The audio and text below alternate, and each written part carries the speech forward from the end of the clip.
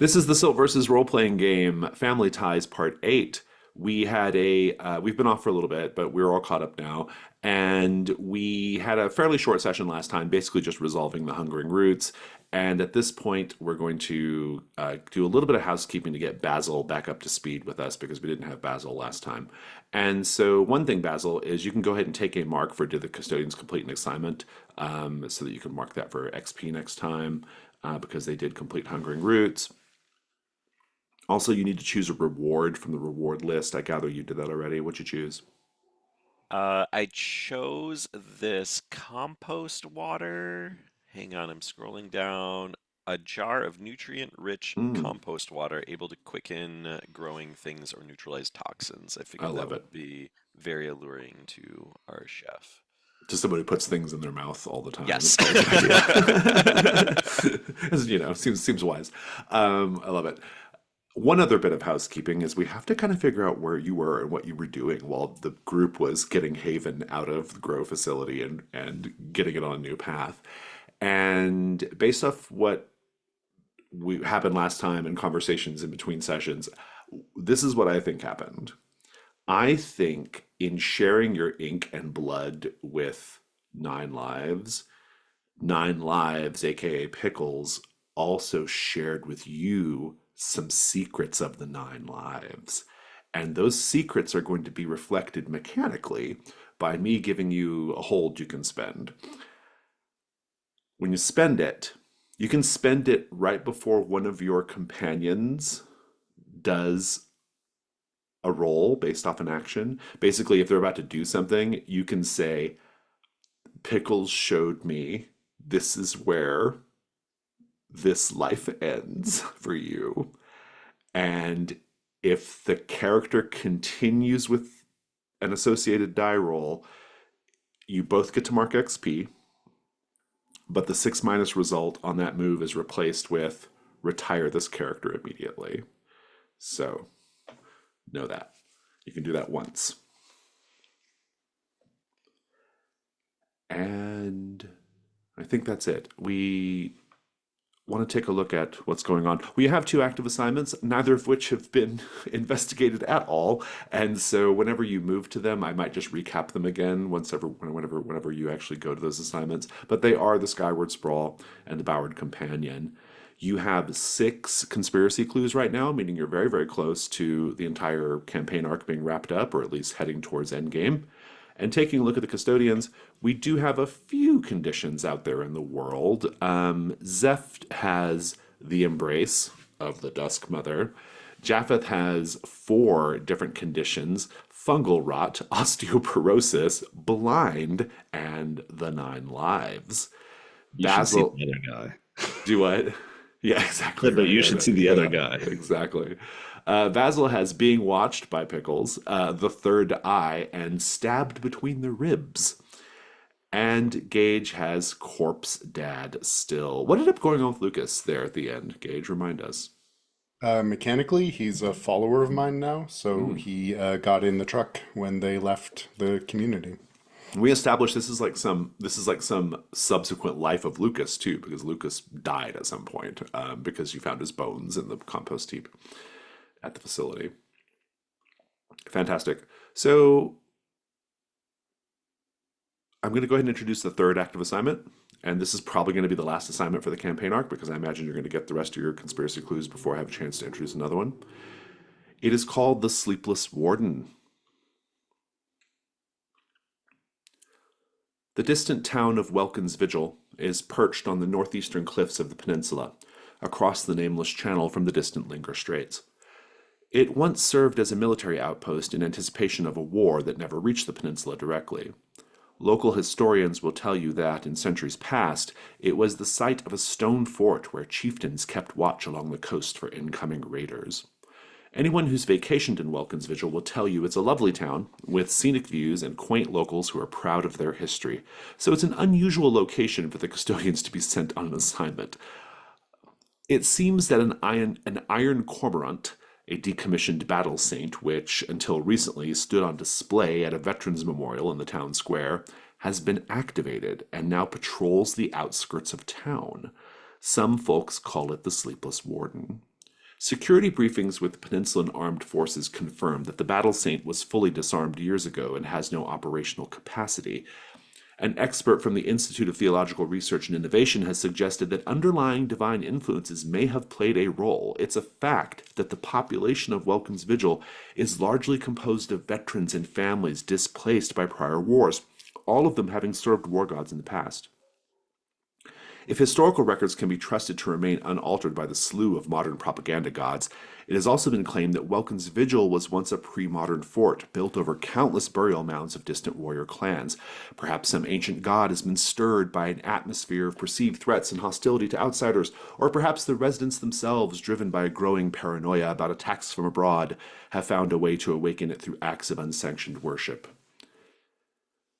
To complicate matters further, the town itself is recognized as a site of historic and divine significance by the Central Glottage government, which is monitoring recent events via the Welkin Historical Interest Preservation Society, aka WIPS, to ensure that no historically significant features of the town are damaged further.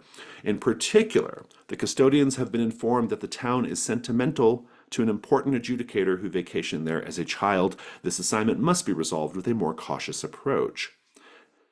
In short, a giant battle saint, which was a monument, came to life, and and it's now patrolling the town, and that's a problem.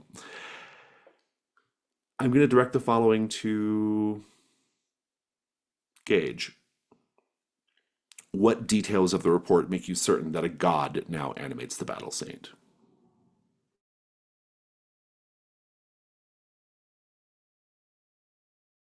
I think uh, in its trail, its great footsteps sprout like weeds, fence posts and barbed wire, all of them carved with prayer marks. Fantastic, thank you. Your first question, has the warden been awakened intentionally, say by the locals, or accidentally, say by some other divine forces slumbering in the earth? It's a complexity too, fairly straightforward. It unlocks the next question if you answer that one. You also have available here the verse of the Endless Vigil. Each custodian recalls something from their past, which haunts them and leaves them unable to fully let their guard down. So, we're at the we're kind of in a journey phase at this point because you're done with the hungering roots. Floating market's no longer available, and so now the question is just where are you all headed? Basil, I think you can have met up with the group at some point shortly after getting Haven out of the Grove facility and having a conversation with the remaining workers. And so now we just need to figure out where you're all going. If you're all going to different assignments, if you're splitting up, that means we're going to be doing different journey scenes. But in any case, you're all in the journey phase. Let's just go around. And also, even just to point, as worth pointing out, Zeph, you can do journey phase for purposes of going to find bodies. So that's another thing as well. We'll start with you though, Zeph. What do you think? After sorting through all of those bones in the compost pile, I think Zeph is exactly going to do that and take a journey scene back to find the little girl's remains of that drowned in the previous town, having ignored the maiden's request to put them to rest. I'm trying to remember what happened to this little girl. She drowned, and what was her story? Her mother came up and was like, it was the little girl that was missing from the harbor town, and I don't remember. I'll look Oh, back from at my notes. floating market. That's right. Yeah, yeah, That's yeah. right. And nobody's taking the mother seriously, right? And No. no one ever. They just thought, oh, she drowned, but we think But the maiden came to me and said, well, here's where she is, but I would have to take a journey scene to get there. to And I get was there. annoyed with her at the moment, and I didn't. But Yes, now yes. that I've put all these bodies to rest, what's one more? So you're traveling alone, then it sounds like. I will be. Yeah. Okay, that sounds good. Um, Gage, where are you thinking about heading? I think the Bowered Companion seems more Hmm. uh, fruitful for Gage. Yeah, that's probably. Oh, see what you did there. Um, okay, that sounds good. So you're going to be heading over to the town of Ulm in the Whisper Plains trying to help out with the trade roads and the squirrely uh, stray god over there. Japheth, where you headed? I got a quick question, Gage. Are you shedding seeds continually as you walk, or is this just like a once in a while thing? No, no, no one else should notice anything weird about him, except Oh, maybe that he's fine now. okay, got it, Not injured like it was previously. Yeah. got it. I'm leaning towards Boward Companion also, but with my visual impairment, it'll be a peculiar thing. So part of me is thinking in You the kind of have to go where somebody else is going, right? right, exactly, and that Yeah. transition is like Zeph, and Zeph is already gone, Yeah. and maybe Gage steps in and is like they're there Yeah. now. Me. Yeah. So, okay, so the two of you will be on your journey together. Basil, where are you going to go? I was actually leaning towards the Boward Companion as well, since Okay. that's kind of home for Hmm. me in a way. Very well. Then the Bowed Companion it is. Let's figure out where these. Let's have a roadside diner journey scene for those of you who are going to Ulm. We've done the Butter Princess, and have we done another one besides Butter Princess? Is that the only one? That's the only one. Okay. All right, so for our journey scene, we're going to be doing Aunt Scuttle's Breakfast Barn. We'll do paint the scene. Each player answers one question. Mike, your question is what notable iconography or decor stands out at Aunt Scuttle's Breakfast Barn? Brian, what special is featured on the menu at Aunt Scuttle's Breakfast Barn? Sarah, what quirky diner tradition do the locals maintain at Aunt Scuttle's Breakfast Barn? And Gage, what rumor have you heard about the owner of Aunt Scuttle's Breakfast Barn? We also have Recall a Time. If you all just need some inspiration for your role play during the scene, you might talk about what food do you miss the most from back home? Why can you never seem to find it anywhere? Can you give me a sense with the Boward Companion? How much are we like close to the ocean versus being inland? It's pretty inland, I would say. Yeah. Zeph Harrow, your journey scene to go find this body, you know where the body is, you're just being sent to it, is a new one. Who wants to be an avatar? During your travels, you are able to watch an episode of the enormously popular game show Who Wants to Be an Avatar, playing on a vintage entertainment center in a hotel lobby, blaring from a tiny monochrome TV in a convenience stand or a bulky monitor in one of the better equipped supply stores. In Who Wants to Be an Avatar, contestants put themselves through increasingly horrific trials to prove their devotion to a particular deity. The winner is eventually hallowed or transfigured by their rituals before a live audience. Our very first bit of Who Wants to Be an Avatar is to paint the scene.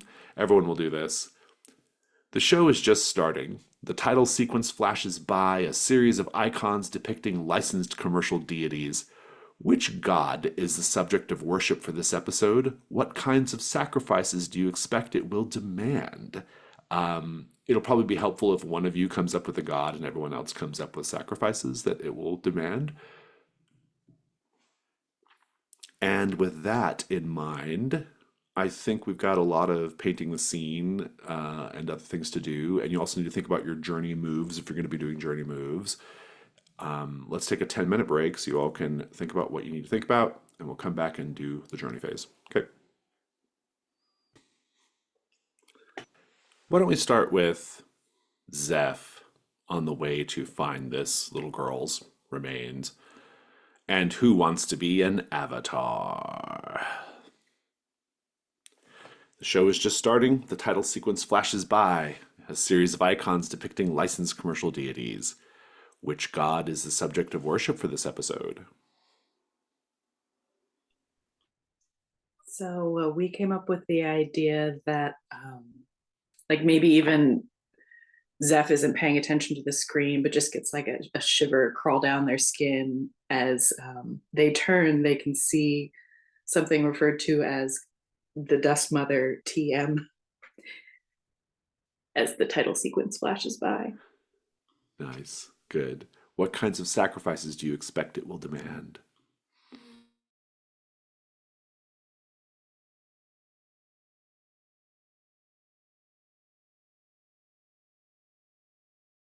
A basket is passed around amongst the studio audience where everyone is encouraged to drop something small and shiny, no matter how valuable it might be, and then pass the basket on.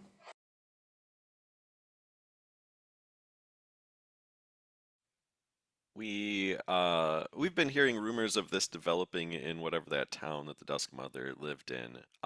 There's a Weft. very Weft.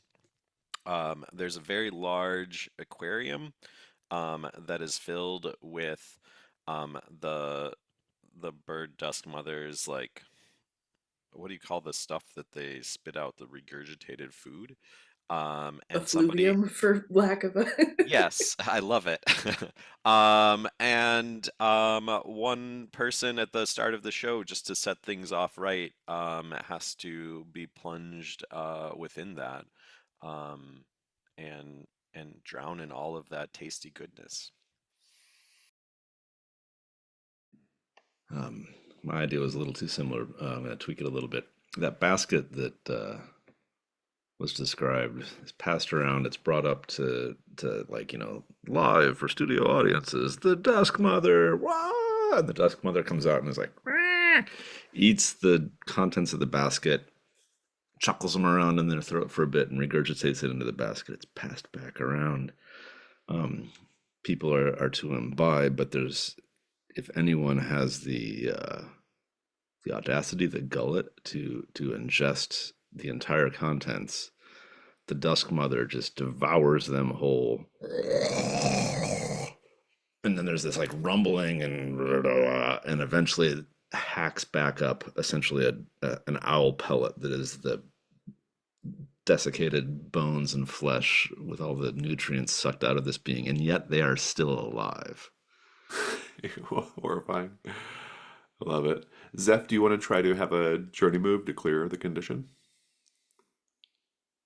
I mean, the irony of it is making Zeph's skin crawl in a way that I think that, yeah, maybe we would have to go outside and meditate for a moment and clear our And head.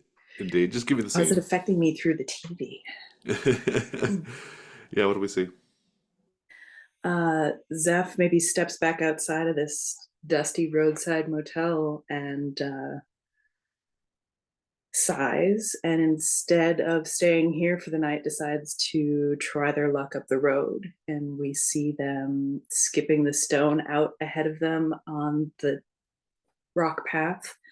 And then as they walk along, you'll hear it click back into their pouch full of sharp bones and other treasures as they make their way down the path, trudging after their godforsaken task.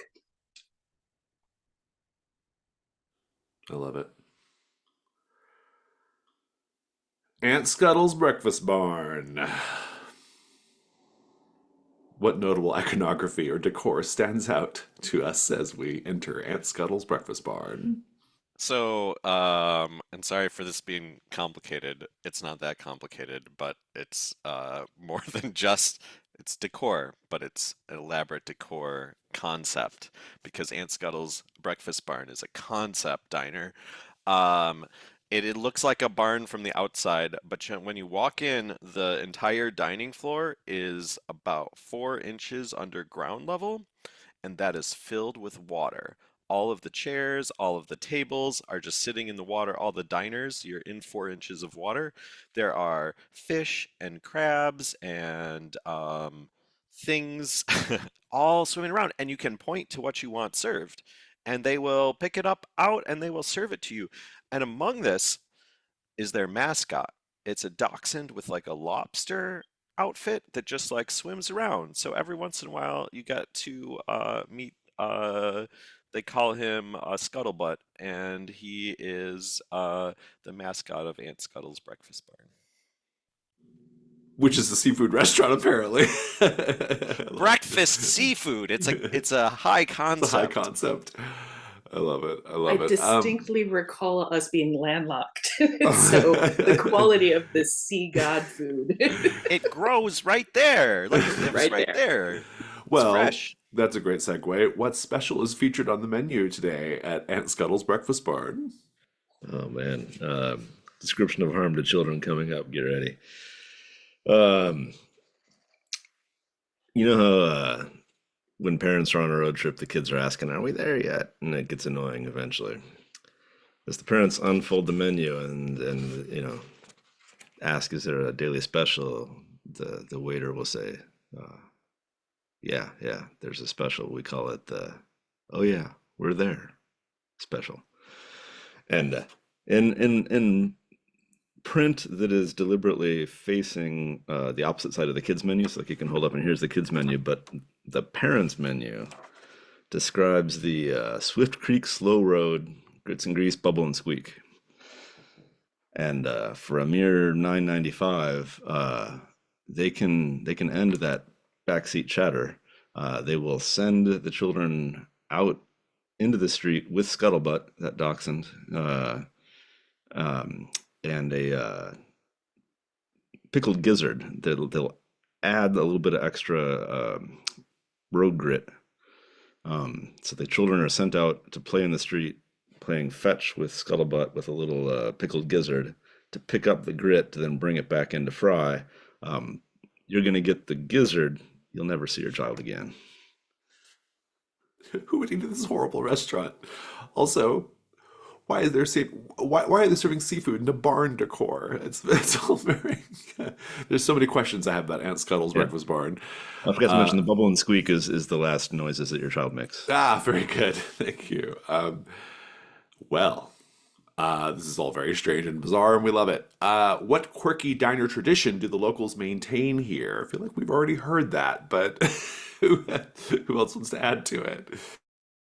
I mean, I'm so far in this loop we've been thrown into. I think that my original idea is so off base now. I'm going to keep it. So, one of the scary, I'm going to draw from a personal scary experience. Palmetto bugs can swim.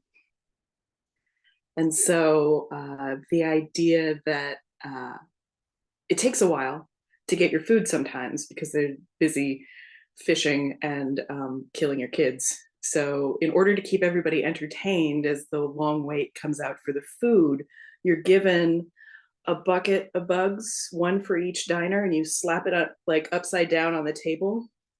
And the game played by all of the people that visit this very terrible barn is you lift the bucket or cloche of bugs and you have to smash it before it gets into the water. And anybody who doesn't smash their bug has to go get it because that's going to be on top of your eggs a la lobster. This diner feels like a fever dream. I don't believe anyone's actually ever at this diner. I don't think this diner even exists. I think this is you're all dreaming of Aunt Scuttle, and she's a nightmare. Also, Aunt I wanna Scuttle is the god feasting on us while we're having exactly. this We're fever having dream. this dream. I know. I also want to point out that Mike keeps screaming "high concept" in chat, so that's worth pointing out. um, well, what rumor have you heard about the owner of Aunt Scuttle's Breakfast Barn? I think maybe that's the rumor. I don't know. This is not real. What do you think? I so Aunt Scuttle, rumored to have been formerly a member of law enforcement, who was partially hallowed by the parish of Tide and Flesh. And while she hides it under her long billowy skirt, mostly to not disturb the patrons, in theory, she actually has one leg that's been entirely split from between each toe up to her knee in an approximation of crab legs. That's how she earned her moniker, and the water in the restaurant actually helps silence her movements as she shuffles between the tables. Okay, she's horrifying. This whole restaurant's completely horrifying. Um, yeah. journey move. Let's talk about the journey move. We haven't done this move in a minute, so we'll read the text of it just so you all know what you're having to accomplish here. While traveling to another assignment, when you and at least one other custodian share a scene where you discuss your personal history or relationship to divinity, you each can clear a condition, and then you also can collectively tell me about a clue that you stumble on. And so, who wants to frame up the scene here? Is this happening in Aunt Scuttle's breakfast barn? Is Aunt Scuttle's breakfast barn a real place? What is happening here? I propose we walk into the doors of Aunt Scuttle's and immediately turn around. All there is the just sploosh of water over your shoes. I think Basil's like very insistent that like this is a one of a kind place. You're not gonna find anything like this anywhere else on the planet. I have heard the hype on this place, and exactly to Cage's point here, like even Basil is like, ooh. Every roadside diner is its own little secret box of horror. Like it's just on the road and you don't know until you go in. Mhm. We have not actually eaten at any of these diners so far. We have approached them and just hung out in the parking lot. Well, Japheth got some to go from the Butter Princess. You did? Are you That is getting something true. to Yeah. go from Aunt Scuttle? Let's just have the scene. Let's have the scene of you all just deciding whether you're going in or not. You know what I miss? I miss real, honest to God food. This, no, Basil, no. There's a reason this is the only place like this on Earth, and it's a Listen, good reason. listen, the reviews are not great, but I am half tempted to give it a chance. We don't have to sit inside. I don't want to get wet here. I just um I'm interested in experimental cuisine and high concept roadside diners like this. Basil, I beg of you, listen to the half of you that is not tempted. You hear an 18-wheeler go down the road, and then like a little ah, and a waitress's voice yells out, "Bubble and squeaks up." I think Gage is going to look at Lucas really slowly for a minute and then just, no, we're waiting outside. There's a gas station not far. They have something to eat. Japheth, with his blind eyes, kind of is looking upwards and sniffing and says, "It smells really good." Did that dog just poop? Yeah, we're It's going. um and I think I don't know what the spice is. I think it would be something like very strange. I don't even want to come up with a word for it, but I think like Basil catches like as everyone's like sniffing the air there, catches like a hint of this like spice and is like, that's it though. Like I haven't smelled that since I was a kid. I have to get something. I have to get something. I'm sorry. Uh and Basil like ducks into the barn. Just Yep, wait here. You don't have to come in. I'm not even going to. I'll walk on the seats. There won't be any of this gross water on me, but I need something from this place. I'm gonna follow you in saying, Basil, I'm gonna need your help reading the menu, but the smells are too good to pass up. Um, and I can see Zeph, us like hopping. Oh, sorry. Go ahead. just just gonna turn. Oh no, Zeph's not here. Sorry. So as the voice of reason, Gage is just gonna take Lucas and leave. And as he goes, he's gonna say, you know, there needs to be a place around here with some filling, hash browns, sausages, real meat, not that. Lucas says, I don't really care where we eat. I'm just happy to be here with you. Aw. Right. Gage will just awkwardly pat him on the head. Let's go. Well, it sounds like maybe you are going to go do a solo thing then in the scene, personal ritual maybe, or do you want to try to clear corpse dad or what? Oh, interesting. Yeah, maybe that would be handy. Yeah, your personal ritual is drawing landscapes. Do you want to reinterpret that for this moment somehow? I think after getting just a whole lot of junk food from the nearby gas station, Gage will be sitting and waiting for the others in the parking lot and just take took out his little notebook and he's slowly sketching the the landscape nearby as Lucas eats stuff that children should not ever be allowed to eat if they're in an enclosed vehicle with adults.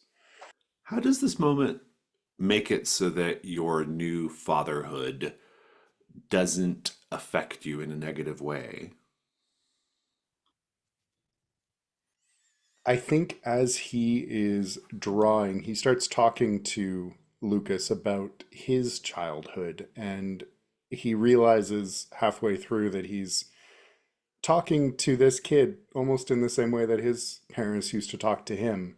And he's a little disturbed by how easy it is to slip into that paternal role. Yeah, go ahead and clear corpse dad. Why don't we pick up the scene with Basil and Japheth in the restaurant then, if you all want to try to get a. Well, actually, Japheth, you can't clear a condition this way, but you can stumble on a clue of your own, Japheth, as well. So, Yeah, I need to kick a can in order to do so, and I can do indeed, yeah. I could do it within the waterlogged restaurant, or I can do it out in the parking lot as we're I getting mean, back. I don't think we need to see it necessarily. I think it's enough just to say that you're probably always kind of like amusing yourself in some sense, right? Especially while they were like arguing about where to go to go eat. I think that's probably fine. We can say you were doing it then. Um, but you will get to stumble on a clue though, so I'd be thinking about that. And then there's also going to be a group clue as well. But be thinking about your scene. I'm going to check in with Zeph for a moment. Zeph, the Cairn Maiden has just commanded you to simply find the bones, the body of this girl, and deliver them to the mother, right? What's the first part of that process like? Like, how do you know you've found her? What is the state of the body? And is there anything you do in particular to respect or otherwise sort of ritually prepare the body for transport? So Zeph recalls precisely where they got up to their tits in mud last time. They were getting through this swamp trying to reach the girl, and this time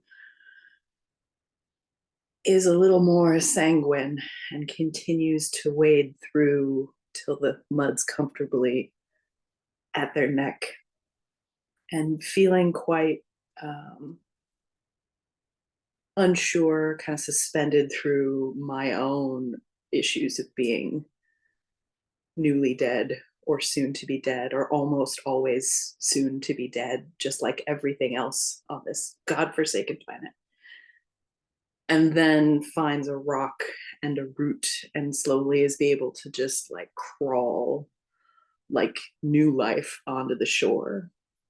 And as they are stripping off their jacket to like clear it of mud, I see a glimpse of the Cairn Maiden play through a couple of trees, guiding me in the right direction. And 20 feet later, obviously caught in a bog where this little girl just continued to sink, uh, I'm able to slowly like force my jacket down and squelch all of the bones up from the muck, and unable to really create any kind of ritual or cleansing of any kind in this muck, just wraps the bones up, binding it with their leather strips of a coat and like shearing the mud off their body, trying to get at least somewhat clean. You can see across their shoulders and across their chest what look like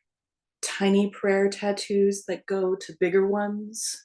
And over their heart is a large skull with just a maggot for a tongue, lolling out, covered in grit and sludge.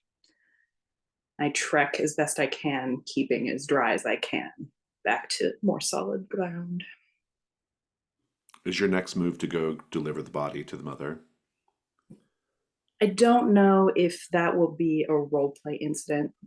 Zeph has very few people skills, and in this regard, I think it would be best if perhaps just the bones are laid at her doorstep Mm, at dusk or into the early morning hours of the light, so Zeph can deposit them there, but not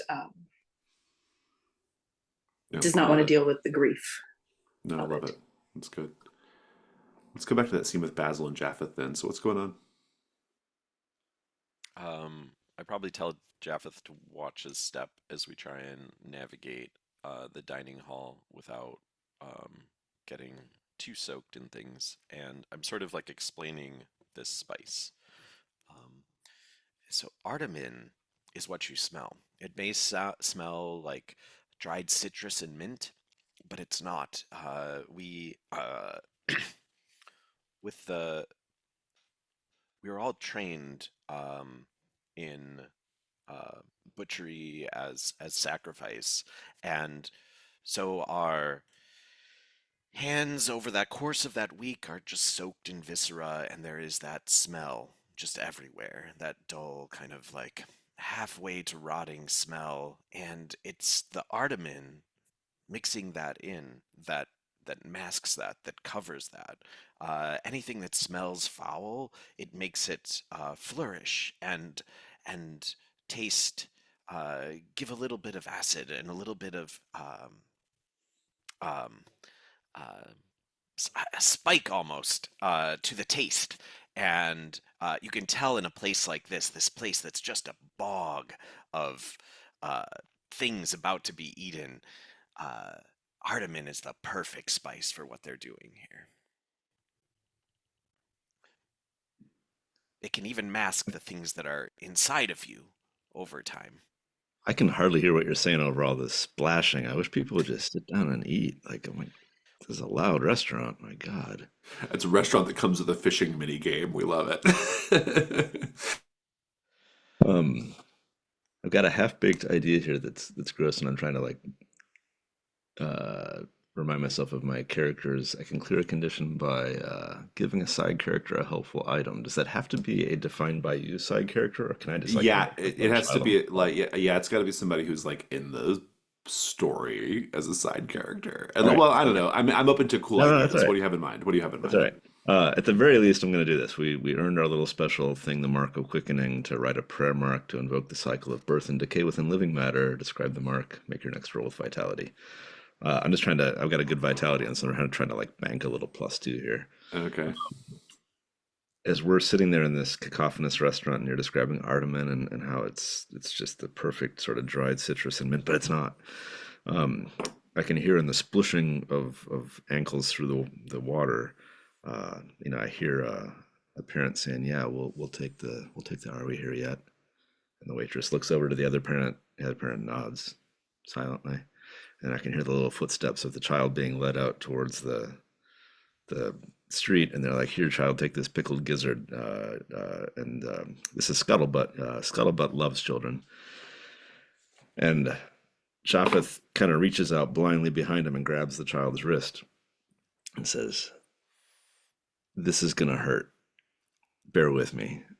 And then takes a little table knife and carves into the kid's palm a kind of a lobster claw shape on one hand, and into the other palm carves a double circle, which is a tire, and grabs both the kid's little bloody hands. And the kid's of course squirming and probably not real pleased with this treatment from a stranger. And Japheth says, "I know it hurt you, but it's not going to hurt you nearly as much as it hurts me. Now go on out and play on the street." And in fact, I didn't want to do this soon, but I tap Japheth on the shoulder and I say, Japheth, I saw that this is where life ends for you. In the breakfast barn. Yeah, Ned Scuttle's breakfast barn. There's somebody says, "Ma'am, could I have some refill on the water?" And a woman just says, "You can just take your cup and dip it down, get some." And the sort of like splashing and slurping is just reminding Basil of the sort of like sire like vampiric kind of like ritual of Pickles lapping up his blood and the other way around. And I'm just like, it is becoming stronger and stronger. And especially as you're carving this lobster claw into a child's hand. To some Uh, random child's hand. like it's all like really coming to a head for Basil. And I think Basil has been like walking from like chair to chair and I think just like steps into the water like without even thinking about it and it's just like, "Oh God, I'm where going to am I?" suggest that it's this whole scene that is where one of your lives is about to come to an end, possibly, Japheth. It's Aunt Scuttle's breakfast barn. It's this bizarre ritualistic behavior going on here. It's this kid. The fact that you're submerged in water. It's this weird mutilated woman who's silently swimming between tables. It's all so grotesque and bizarre. And I think we're gonna see if this is it. This is gonna be the revelation move. What are you scared is gonna happen right now? Oh man, for Japheth. Yeah. Um, this is this is like that sort of haute couture restaurant, and Japheth really his happy space, his comfortable space is a vending machine, like a simple like put in the coin and ka-chunk, and the plastic wrapped, highly preserved food falls out life sustaining. And this is the inverse. This is sort of that farm to table, like fresh off the road, straight to the table. It's too fast. It's too clean. It's not serving any real pox martyr like purpose. Um, and I'm worried that all the illnesses that I've ingested, uh, physically taken in, will be passed on, spread catastrophically to the clientele here. That I'll become like the source of a ongoing, many-leveled infection. Glomes are going to be like riddling into the cupcakes and whatever else they serve here. It's going to get gross and bad for the entire community. Yeah, I'm going with Sarah's suggestion in the chat that it's worse than that. This entire experience has been you hallucinating in the middle of a seizure, and we are going to have that be how it's worse than that. And indeed, the miscondition is your character retires regardless of what happens in my narration. So if you wish to continue, please roll the dice. All right. Am I rolling with vitality? Has it been enough time for Yes, it is that vitality. mark of the Yeah, you quickening? can All you right. can absolutely take vitality. Yep. All right. That's a 12 is what that is. Nice. Good. Wow. Two. Okay. I'm gonna say that your 12 plus advantage here is that you get to keep having the advantage of your mark of quickening. You can use it one more time. So Sorry, say that again, please. I get to keep using the advantage of mark of you quickening. get to use your mark of quickening advantage one more time. Oh, okay. All right. Yeah. So it's like you yeah. Great. So that wasn't it, as it turns out, Basil. Tell me, Maybe tell you're me if the this maybe fits. you're the one having a hallucination, Basil. Tell But me I if this think fits go. Japheth, and all this narrative here is whatever beverage they serve at Aunt Scuttle's. Japheth is kind of sipping it, and you hear that screech of car tires out in the street, and Japheth's leg kind of goes and snaps, and he kind of picks it up and snaps it back in place, puts it back into the water, like a near miss sort of thing. Indeed, indeed. The scene just gets weirder and weirder. Also, clues. I need clues from the group, one from the group and one from you, Japheth, in particular. And it can be for any of the active assignments that you wish. Got mine ready. All right, what is that? Where did I write here? So Japheth being attuned to kicking the can, here's an empty can kind of being, I don't know, somebody in the kitchen's opened it up, dumped it out, and he can hear that rattle of the empty can. Says, "Can I just have that for a second?" They pass him the can, and he runs a finger around it, kind of licks it, and there's a salt flavor. And the clue here is that the fog in the Bowered Companion leaves behind a salty residue, even though we're Oh, far inland. nice. I like that. That's very good. And then group clue. Anybody have any thoughts?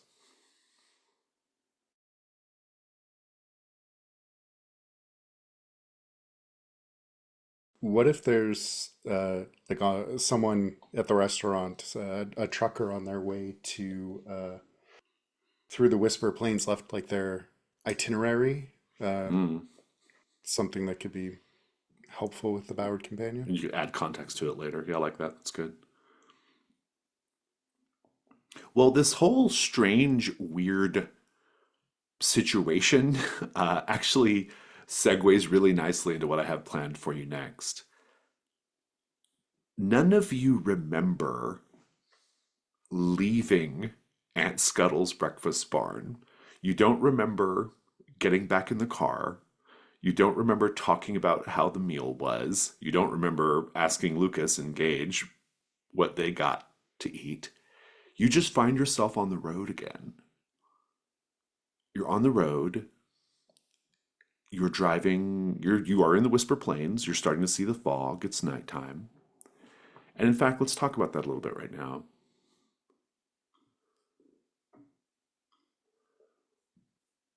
The Whisper Plains is a wilderness outside of the town of Ulm where you're headed. Equal parts forest, field, and hissing electricity pylons. It's crisscrossed with muddy trade roads and polluted canals. It's perpetually covered in a haze of acrid fog. The eponymous whispers can be heard within by those who listen closely.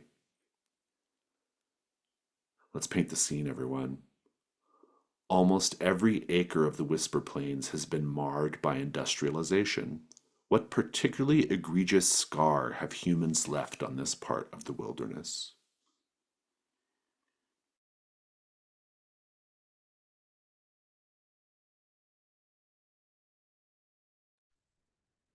In order to get at some particular and quarry some particular rock and clay out of this particular patch of land, whoever demolished it or whatever god tool that they used didn't even make use of the wood or the trees above it, just shoved all of the top layer over to get to the earth below it. So you see just this mass of twisted limbs, like a giant brush pile rotting away at the edge of what looks like a pretty deep ravine. And I think maybe this explains what's going on at Aunt Scuttle's to some degree, but every lake and puddle, like lake and pond that we drive past is just this like bright yellow, like acrid, foul yellow, and you can see things like flopping around inside of it, but you can tell like it smells weird. Yeah, and those things do not look right.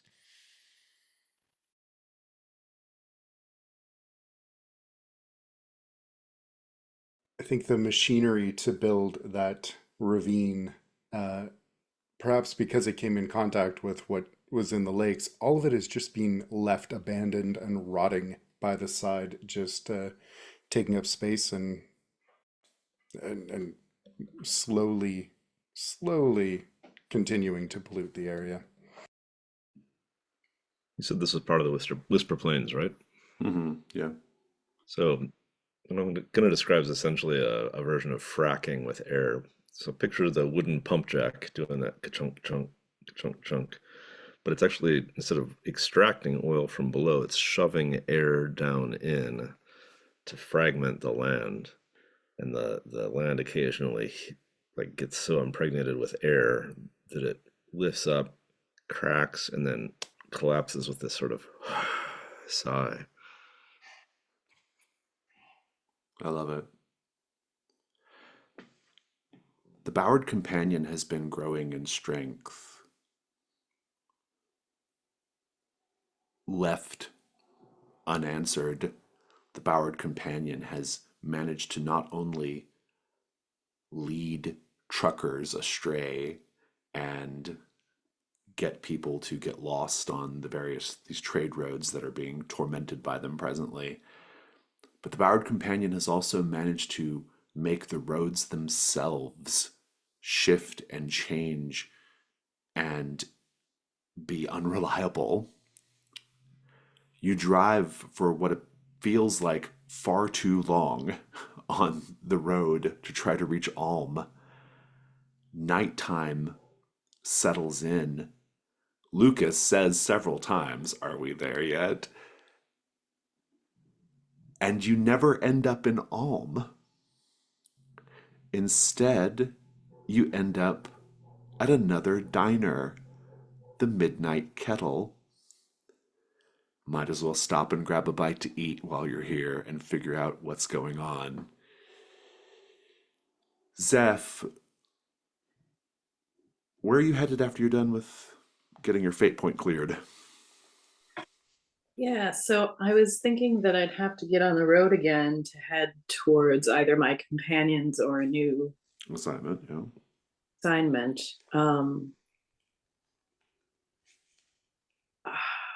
I think that I would meet.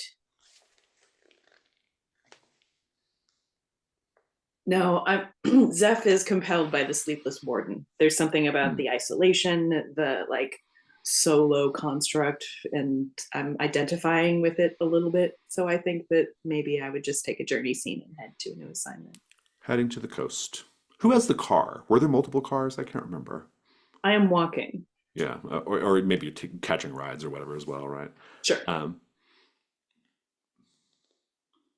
Gage and Well, Lucas in the car at some point, right? Look at the start of this. Yeah. I think our group. yeah, took your the- group has the the car, yeah. Well, you are in another journey scene then, Zeph. It's going to be, you're going to catch another episode of Who Wants to Be an Avatar. It's a different episode, different god. Here's the paint the scene, everyone. You don't have to tell me the answer right away. Midway through an episode, a group of contestants are lined up on stage in front of a massive altar. They are surrounded by ritual paraphernalia, each bearing the raiments of the favored deity that episode. How is it clear that each contestant is prepared to dramatically outdo their competitors in displays of supplication? One of the contestants has faltered in their faith and lies prone on the stage. What form of ritual mutilation did they hesitate to attempt or fail to see through? So maybe be thinking about these contestants. The rest of you are at a roadside diner, the Midnight Kettle. Gods must feed, but everyone gets hungry.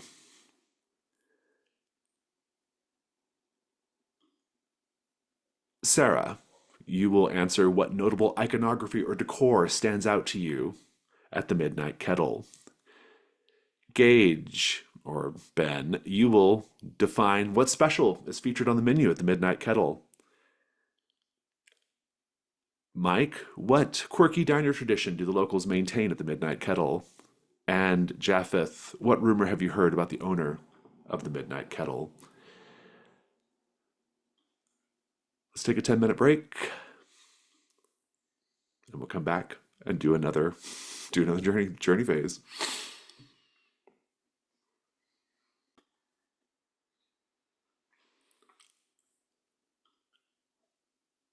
Who Wants to Be an Avatar? You've managed to catch another episode, Seth. Where'd you catch this episode? I think that it's playing behind the counter. Somebody's got a tiny little television and next to the cigarettes and everything else. And I just happen to be grabbing drink. Mm. So I'm walking down the road and I catch in the middle of the episode and they're like shushing me. They're not even making eye contact, just throwing my coins back at me. I love it. Who wants to be an avatar? So we're in the middle of this episode. A group of contestants lined up on stage in front of a massive altar. You know, they're going to try to outdo each other in dramatic displays of supplication. One of the contestants is having to endure, maybe more than one contestant is having to endure forms of ritual mutilation because they faltered in their faith. It's a pretty horrific scene, but you know, it's all for to win fabulous prizes, no doubt. Who wants to begin talking about this scene?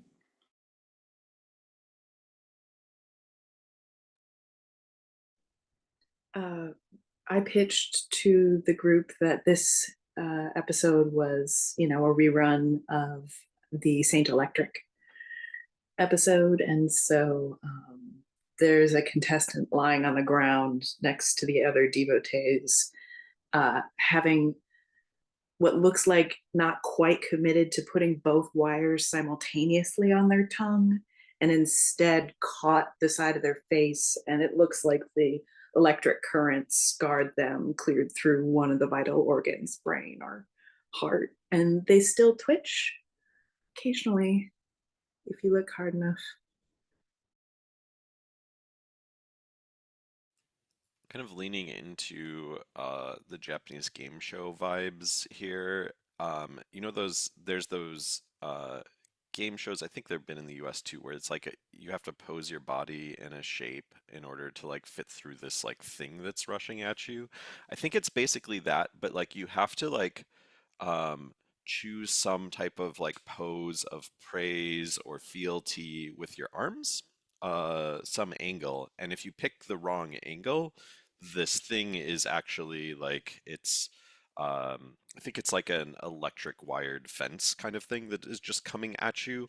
And it really mauls up your arms if you pick the wrong pose. Most people who are true devotees, at least we believe, of the Saint Electric, are able to determine that pose based on the flickers of the lights within the studio and that type of thing. But I think somebody has clearly missed and chosen the wrong form of praise of their god in this moment.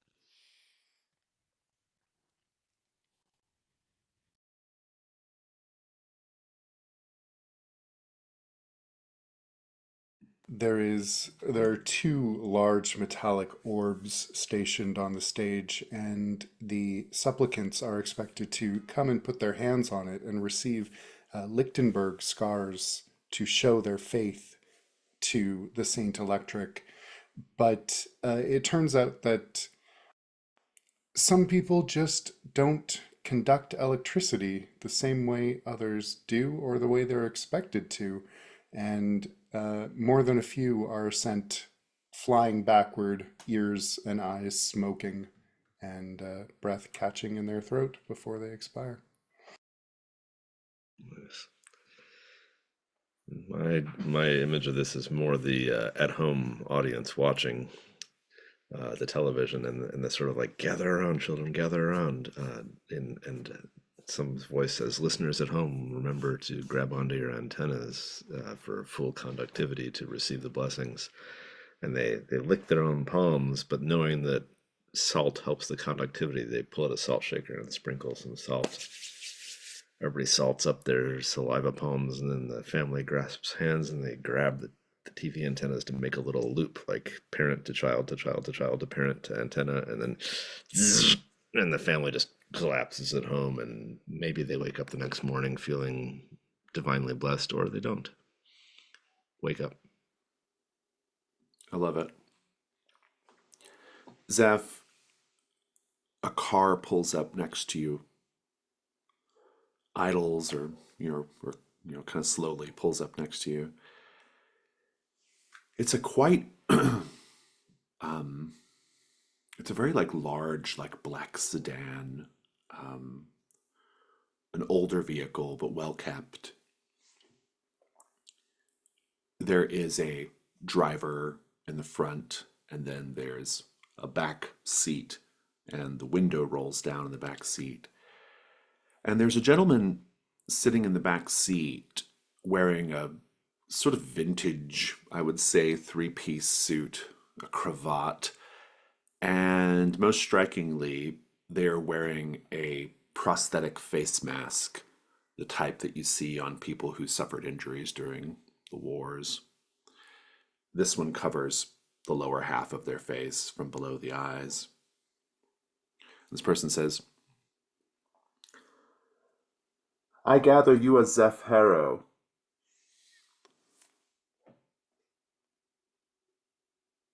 You gather that from the road?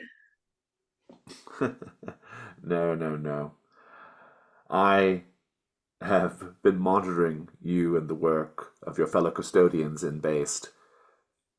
Please, let me give you a ride to Welkin's Vigil, I'm guessing. Yeah. When your goddess tells you when and how everyone around you is going to die, it's really not great car chit chat. I don't tend to do well with strangers. You gonna tell me your name first, Of friend? course. Apologies. How perfectly rude of me. My name is Orifax. I work for the Scatterich family.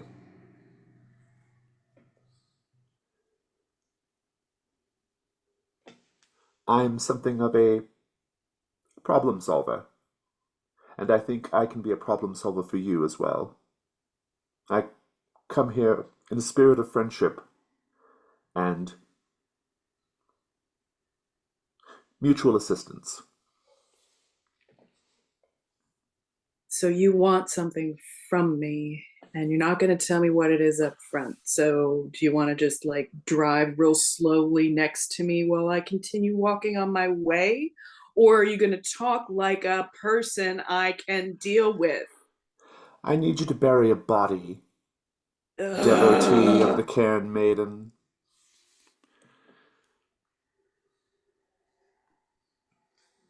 Do you have any idea how many bodies I have buried, friend? Oh, yes, that's why we need you to do this one as well. You're so good at it. Mm, I think you can fuck right off. Well, that's certainly not the sort of attitude or language I was told to expect. I happen to know a great deal about what's going on in Welkin's Vigil. I can be of assistance to you.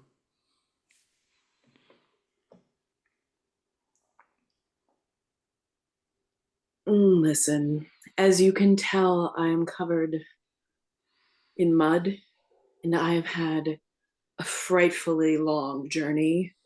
I have walked the last 200 miles, just me. So I apologize if I'm a little weary.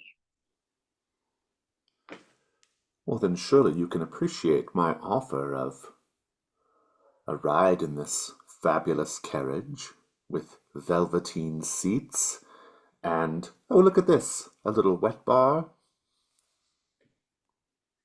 Appreciate the offer, I might.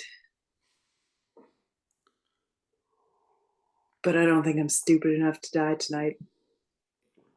I'll meet you in town, and we can talk again when I have had a bath and you don't lead off with such smarmy, oily energy. All right? Just, we can talk again in the morning. All right then, your loss. I wish you a splendid remainder of your evening. And then the window rolls up.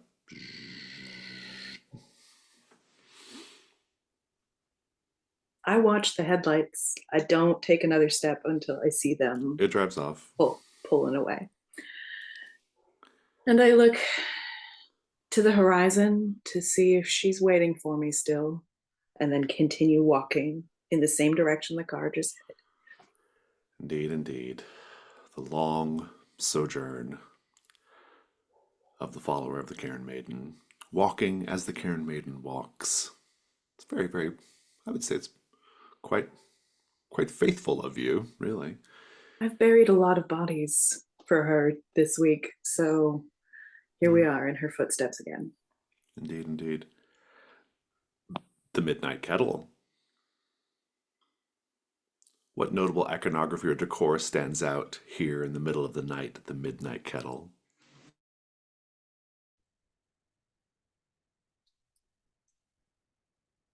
I'm suppressing all the sarcasm. Apologies.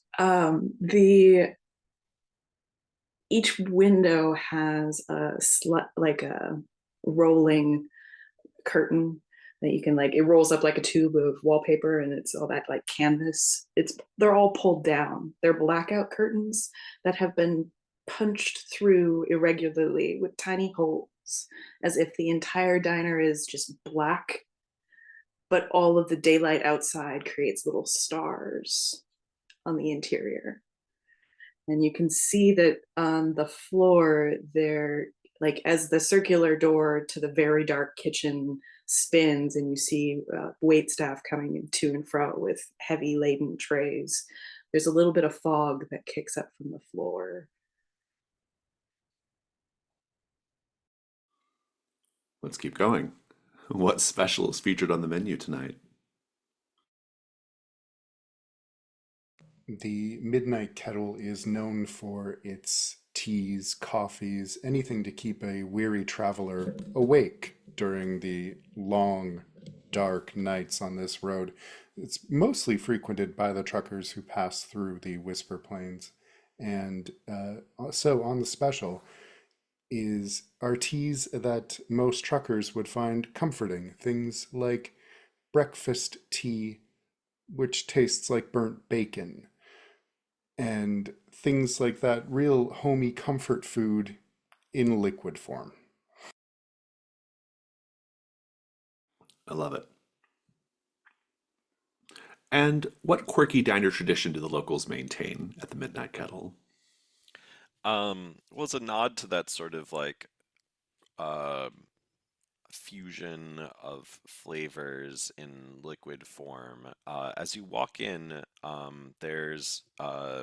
I think it's now established that there was an old kettle there, and people would bring in their leftovers from other diners, and place them into this kettle where it would become kind of a stone soup kind of thing, and it's called the right overs kettle. And so as we walk in, we can see I think we even like maybe drop some of our leftovers uh, from Aunt Scuttle's into the pot as it stews. Finally, what rumor have we heard about the owner of the Midnight Kettle? Oh, you know that story about the pot calls the kettle black? It's hard to keep a cast iron skillet dark and non-stick. And a lot of people say to season that pan properly with oil, but the owner here at the Midnight Kettle insists that the only proper way to season is to season with blood, their own blood as they're cooking. And so if you're out in the room, waiting for your food in the diner and you hear that sort of thing, there's a good chance it's just the owner That just, coppery smell. yeah, Yeah. made a little cut and flicked a little of their own blood right into that dish to make Mm, sure that it's properly nonstick. I knew there'd be a reason not to eat here. Sounds perfectly palatable, though, compared to Aunt Scuttle's, let me tell you. Well, you're all entitled to do the journey move again if you wish, if you need to. Otherwise, just tell me what you're up to.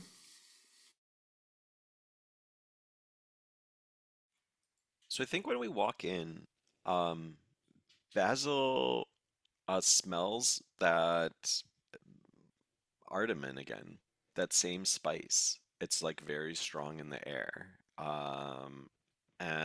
I wonder if And the Ardaman is connected to the Bowered Companion in some way. yeah, so that's I think almost what Basil like kind of like turns to Japheth and Gage and Lucas and says they're trying to cover something up. All these diners are trying to cover something up. I don't think the last one tried hard enough. I really don't see the difference between a pool of water on the floor and and blood in the pan and whatever this leftover stew is. Tea that tastes like bacon. Mike, can you remind me, did you define Ardaman as being like a dry powder? You described the flavor, but I don't It's remember. just a yeah, just a spice that's used. So yeah, some type of powder or So ground up, but we don't yet know from what. right. Right. So since we're in an ongoing journey move, am I able to, with my let it pass into me move here, discover yet another clue, or am I done discovering No, you clues? can do it again. Yeah. All right. Um,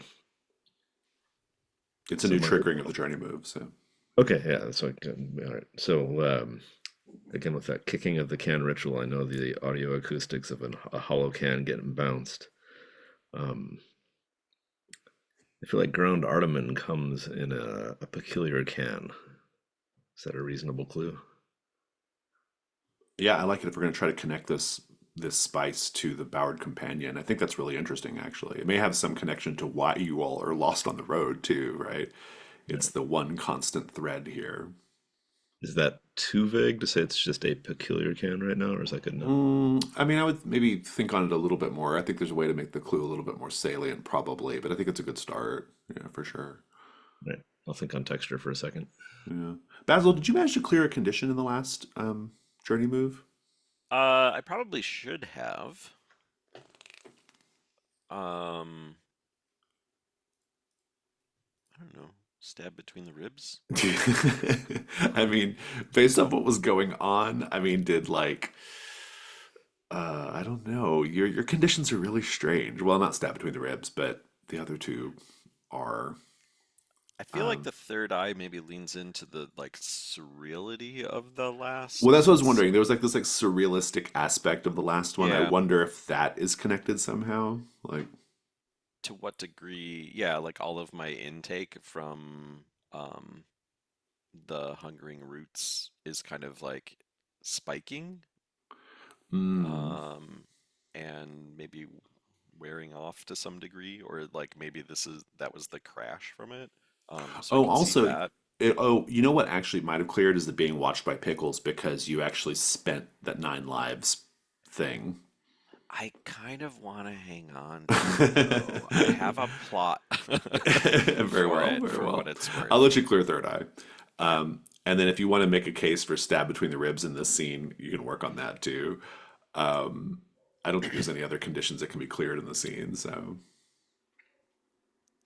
Um, Japheth, unless you wish to start ministering to people in the diner, but Well, I certainly can, but I yeah, don't you think I need can. to right now. And regarding that clue, what if the can of Ardaman is sorry, not a can, but a glass bottle made from beach glass?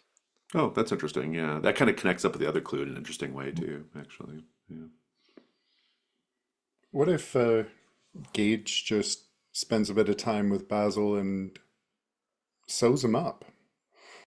Yeah, Could that could be we good. have Yeah. a moment and clear that? Have a yeah, have a conversation at least or something while you're doing it. I think uh, this place must serve real food, trucker food, and that speaks to Gage. So as they're waiting for the food, which Gage will try his best to ignore the coppery aftertaste, um, he's going to kind of just nod at Basil and say, let's get a look at those ribs." and Basil says, "Yeah, I'm very good at making the cut, but not very good at stitching it back up. Never felt very necessary." Oh yeah, yeah, definitely not good at that. And he's going to, I think, with yeah, he'll dig through his own pack and he'll come out with a little sewing kit, a little repair kit, and he'll say, "I hope you don't mind bright pink." All I got left. But he'll start sewing it up and he'll say, we didn't have a lot at the farm. Well, a lot to eat, but got real good at mending my own shirts, pants. It's not quite the same when it's Someone, watch out, this is going to poke a little bit. Eek. And, but the general concepts, more or less. Familiar? Is that how you patch yourself up? I notice you're walking straight. Oh, yeah, well, grow 'em real hardy on the farm. Just need a bit of time and right as rain. Certainly wasn't that Poxmarter helping you out. Certainly was not. And I think Gage has set Lucas to lead Japheth around, and Lucas might be taking Japheth on a bit of a tour. I think Lucas also like occasionally like I think like Lucas is having like one of these teas and he's doing like the kind of like Violet Beauregard thing, like, oh, this one tastes like baked potato, um, doing that whole thing. Um, um, love that. Uh, yeah, sorry, continue the scene. Is there anything else or? And I don't, well, Lucas is my cause of having the condition the 9 lives. I feel like something gross needs to happen. Well, I mean, do you want to give Lucas, he's a side character, do you want to give him something from your Oh, that's fun. I like it. Thank you for the reminder. Aw. Yeah. yeah, yeah. What do we got to give away? Um, That's how it works, right? You can give him something and yeah, that's my understanding is I can give a side character a helpful item and cross it off my altar. So yeah. And then that lets you do things. got some Um, funky items to give here. Did we establish Lucas is 8 to 10 years old? Is that right? that's right. Yeah. And probably has died and is back. Yeah, we think he's died possibly more than once. All right. Um, so Lucas is guiding me around by the hand. Hmm. Say, Lucas, they say that cats have multiple senses and see well in the dark and all that, all sorts of things. I don't know how that's true, but you guiding me around, I think I've learned a bit about how to navigate the world with a lack of eyesight here, and I don't think I need this cane anymore. And yet, a cane of this nature, and here he kind of in that like grandfatherly being like, here's your first pocket knife, child.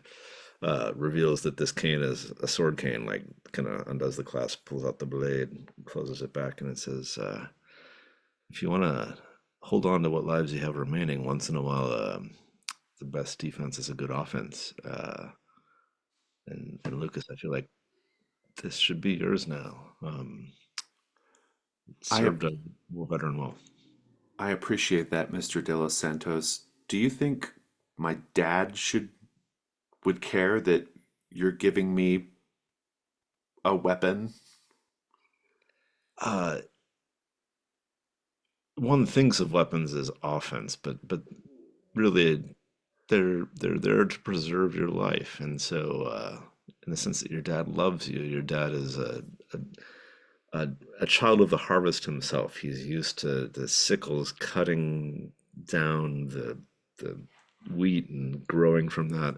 This is but a sickle for you, child, to cut down anything that might get in your way. He he nods appreciatively.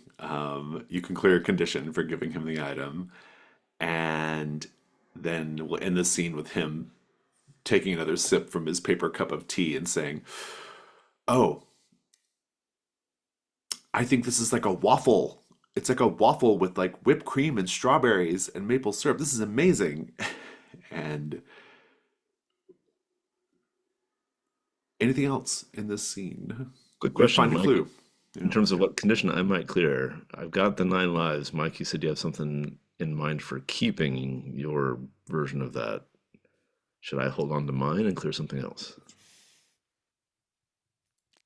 I don't think it's necessary for what I'm fiddling with, but if you All right, want I'll clear the to. 9 lives then.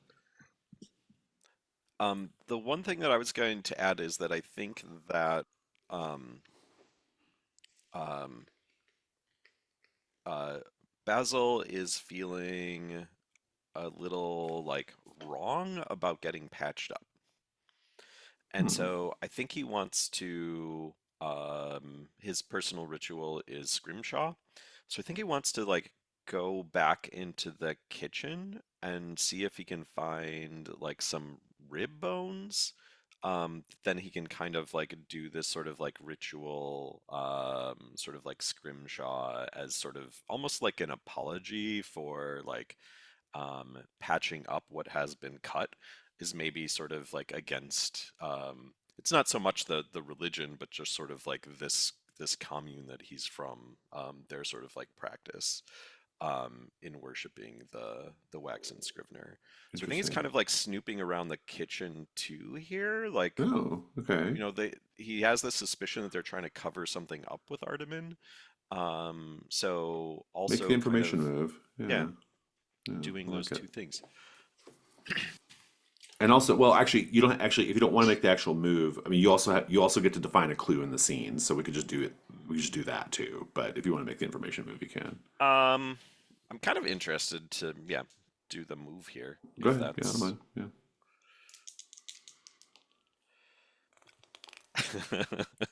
bad. It's a 3 on the table. We didn't assign a stat, but it's not going anywhere.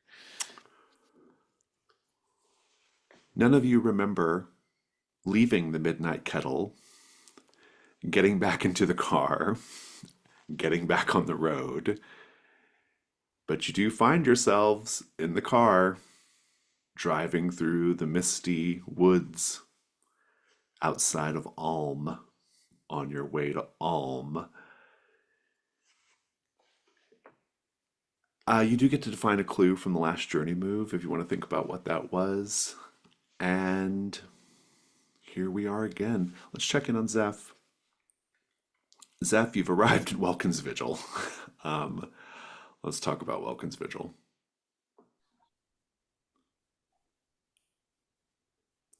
Welkin's Vigil, as we've established already, is a historical town. It was a historical town. It's a military town. A lot of veterans live in Welkin's Vigil. And I think the first place that you'll kind of, well, I'll give you kind of the lay of the land first. There's the town is surrounded by these hills, these steps called the Creeping Hills, which end in sort of like very sheer coastal cliffs looking out to the ocean. And then we have the town itself, which has a prominent town square. There's Founders Row, and there's also like a chapel, the Chapel of the Fog Mantle. There's also a bar called Third Watch. Going back out to the surrounding area, though, you might have noticed these on the way in. There's also a set of windmills on one of these hills where towering windmill saints keep watch. That's kind of what you see. That's what you'll be aware of as you're sort of like making your way in, checking things out. But I think you'll probably like start in the town square if that's okay, unless you want to divert and go to one of these other places first. I almost want to do like a outside in Okay. because after being landlocked and like trudging through all this dirt, like seeing the ocean and cliffside and all Do you that want to might start with be. the windmill saints then? I think so. Towering windmill saints keep watch from the hills, their turbine arms and propeller faces creaking in the wind. Among the whirling appendages fashioned from old airplane parts, their transfigured bodies are just visible. Painted abdomens swell and deflate like weather balloons, moaning softly with each labored breath as they struggle to keep their blades in motion when the wind lulls. Paint the scene. How can we tell that these undying saints were not willing sacrifices?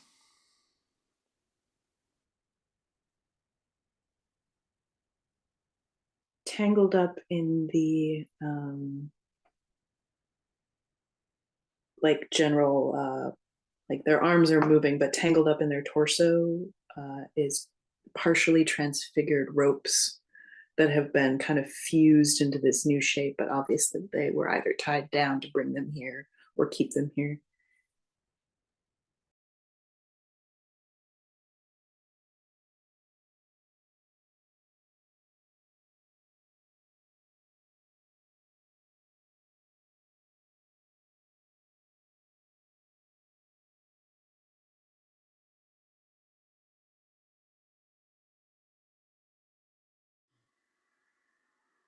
I think the sound of the wind going over the blades of the propellers, it isn't like a neutral wind over metal sound. It is the echoes of their moans and screams from when they were alive.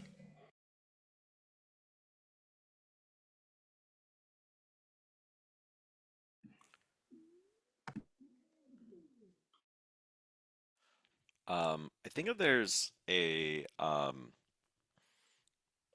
sort of at the base of these things, there's a stack of televisions, and each one is playing a recording of it's almost like one of those like hostage tapes, but the person is saying that they are not willfully um like they're essentially like saying that they are like refusing to be part of this like sacrificial rite, and that is just played, each of those tapes is played over and over again in a loop.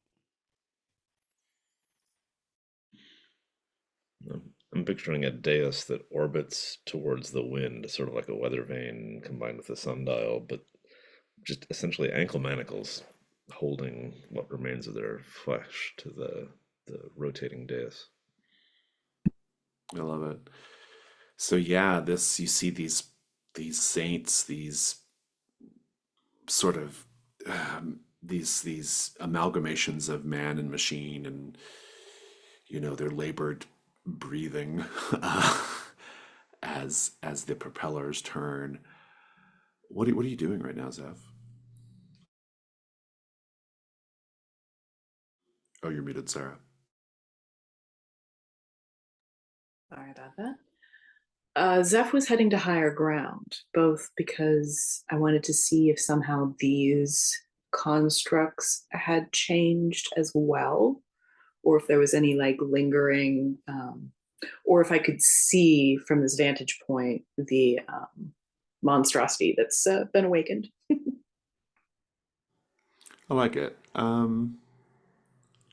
I think because you're in such close proximity to the windmill saints, I'm going to let you do the information move with communion.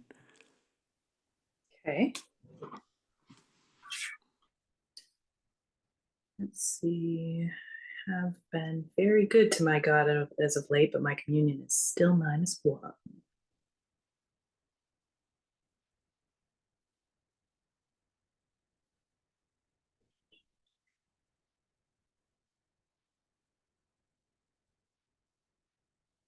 Nope, I don't have an item that I think I can work into the scene either. So I will roll with communion.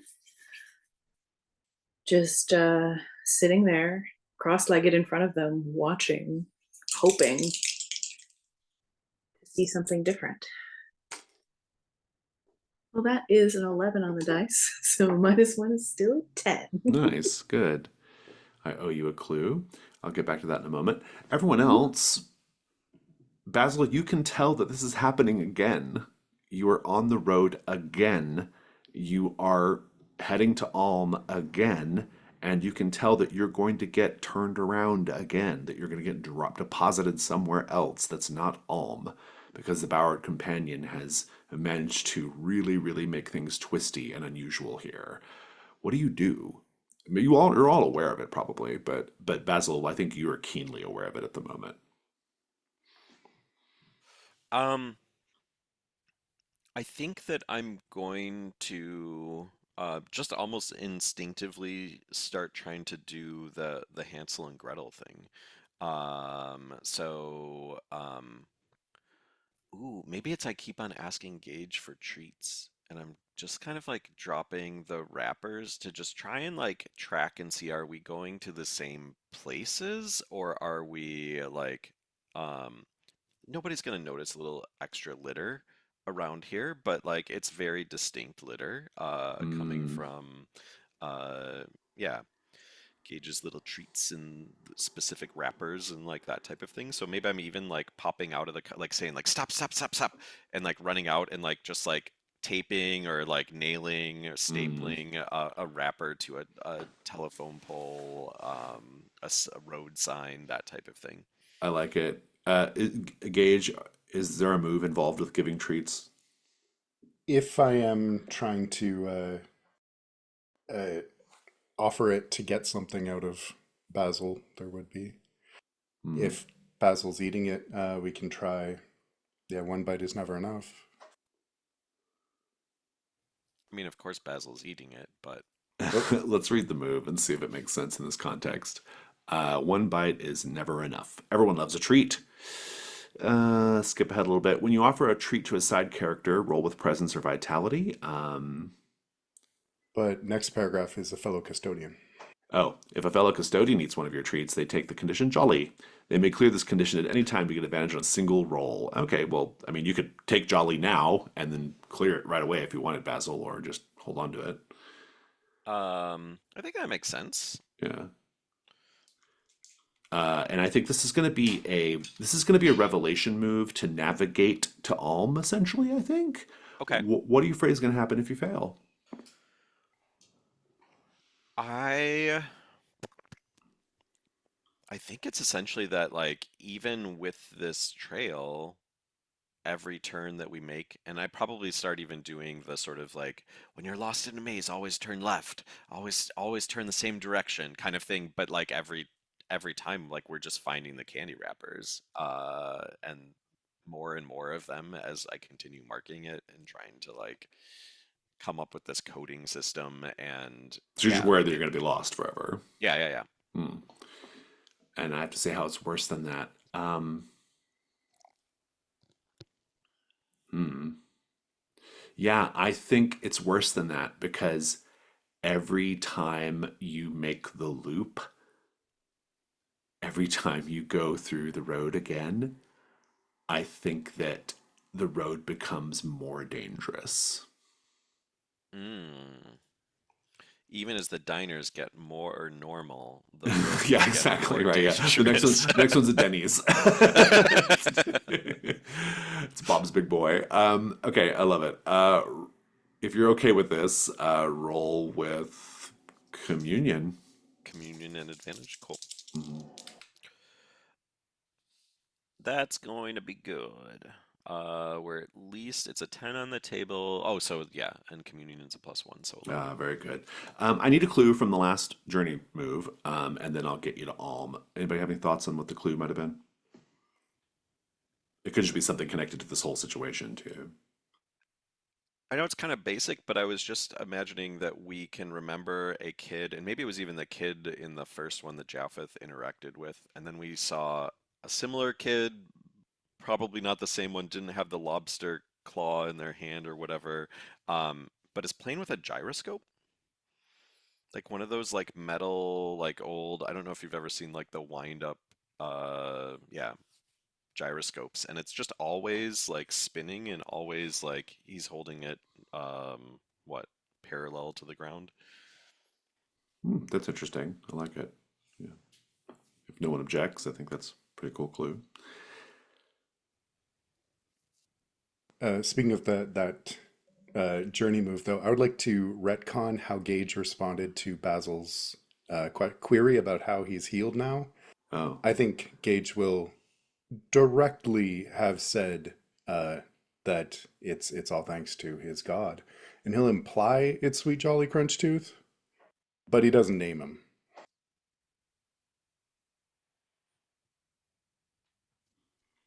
fantastic. Well, it's working.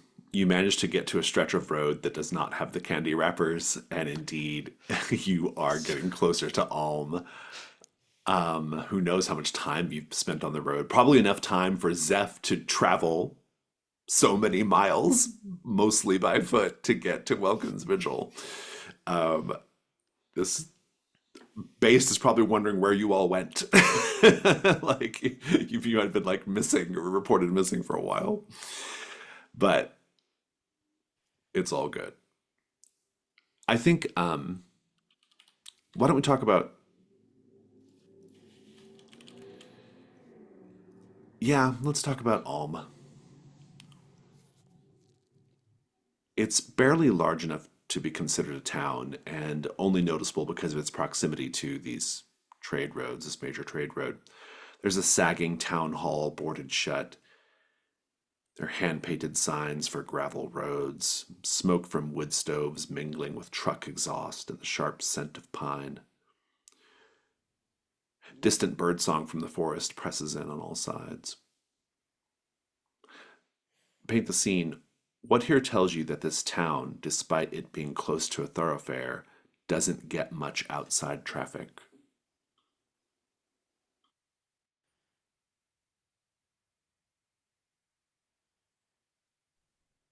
The literal tire tracks, the ruts in the road inside the town are deeper and have been what more well worn than any that come through the in and out entrance into the neighborhood. Gas station doesn't have a price tag, it just says barter.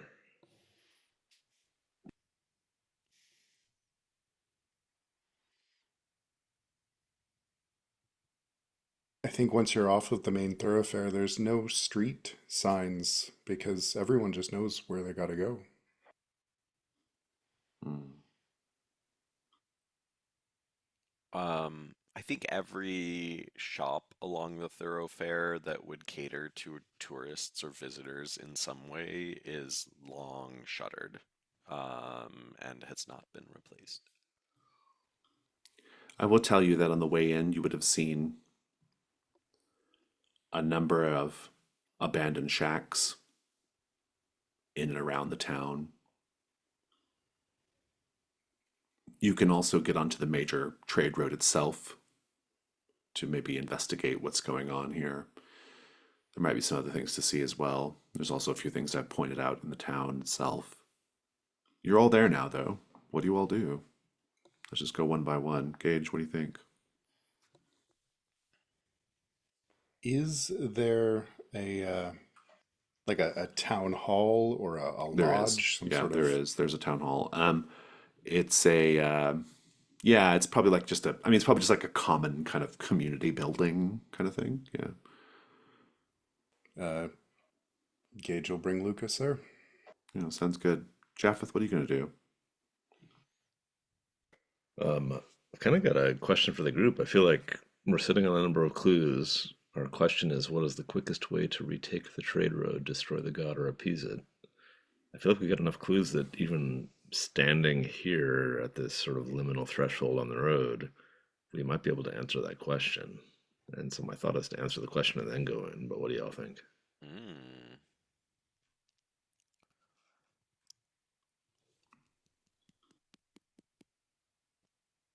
I like that idea. Sure. Did What's you have your a pitch? yeah, what's your theory? Here's my first pitch. Feel free to edit. We have the map of Whisper Plains blacked out with spirals. We have a trucker left behind their itinerary through the Whisper Plains, and a kid playing with a gyroscope.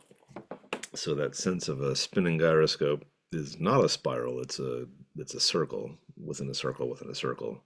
But viewed from a particular transverse angle, it's a spiral or something. Kind of take that conspiracy theory that there is no destroying this thing. You have to appease it. That is the only way through. How do Um, those clues speak to that?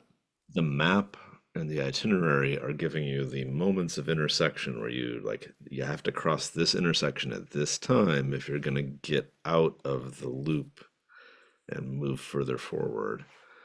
And that something has to be left behind to appease, and maybe that's the salty residue or the ground ardamon. I don't know.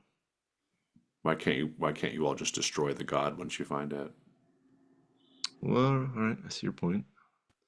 I don't know.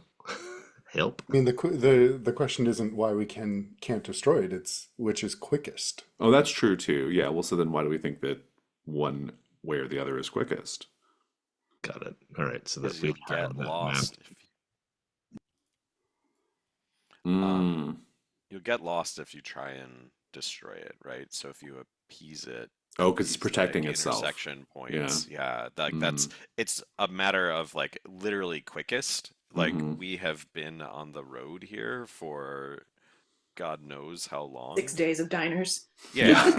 Yeah. There's probably diners we didn't even role play or see that happen off screen, right? Yeah. So, yeah, it's just a matter of like, it's not necessarily that it's more effective Hmm. to appease it versus destroy. It's just that like it will take a long ass time to get to To its find sort of it. inner sanctum. Yeah, Yeah, That, like like yeah. if we were to moving just target wander. thing. Right. So then make the clues work for that. What do we think? Yes, good point.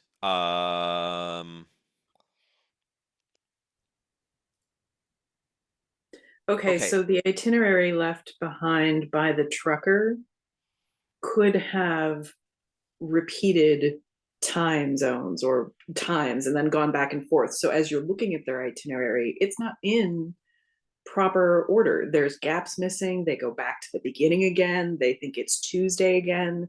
And so while all the entries are chronologically entered, their perception of time is not right. And therefore, we know that it's a scramble and it's going to be practically impossible to get the people to the god. Yeah, it actually kind of speaks to this idea of like this god's really powerful and like and really really good at what it does, and it might be impossible, or at least it might take like an untenable amount of time to try to locate it, right?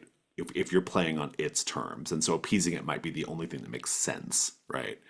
I could definitely see that, and I think that's a good clue for that. Um, I what think other clues? the blacked out spirals, I think the spiral is just like a sign of like this is a place where you will get stuck in a vortex and they're Oh, just like interesting. everywhere. Mm, Um, very interesting. Okay, I'm into that. Yeah, I'm feeling that. I'm feeling that. That's two clues. the third one is the Was tricky.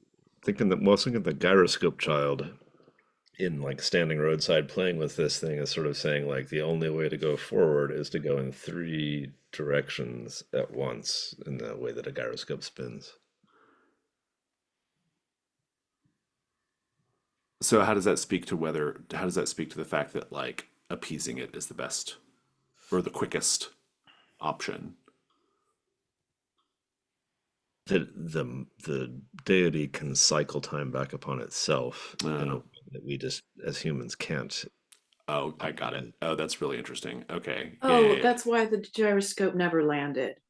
We never once saw it land. It was constantly moving Yeah. in Yeah. his description, and Hmm. that could speak to the time looping Yeah, back and forth I suspended. think you're just further realizing what you're dealing with here. Appeasing it is almost the only option, right? If you intend to get Mhm, this mhm. assignment done in any amount of time. Yeah, that's great. That's a +1. You want to take a stab at a +1?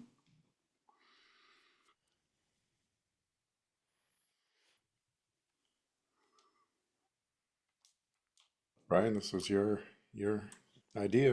Oh, it's on me. All right. It's your big idea, buddy. Willing to. I do have to ask. I'm supposedly still sitting on a Marco quickening, but this is answer a question, so I'm Answer not. a question. You can apply it to answer a question. All right, got it. All right, I'll give it a shot. It's an 8 on the table, and I don't think I have any. Well, no, +1, so 9. You are correct. And because you are correct, you unlock the next question, which is if the quickest way is to appease the god, what must be sacrificed to do so? It's a complexity 6. It allows you to resolve the assignment by finding an appropriate sacrifice to appease the god and potentially relocating it to somewhere more suitable. So, Hmm. another uh, catch and redirect sort of situation, or at least appease and redirect situation. Fantastic.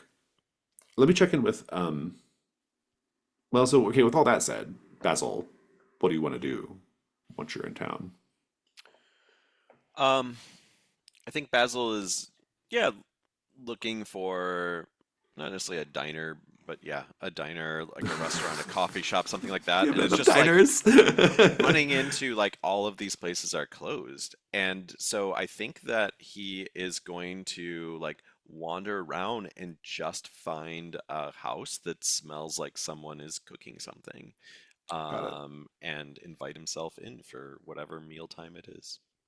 Japheth, what are you going to do? Are you going to stick with one of them because of your condition, or are you going I've got to a different idea. wander about? I want to, with my life of service, blindly wander into town and see what side character I encounter. Ah, very good.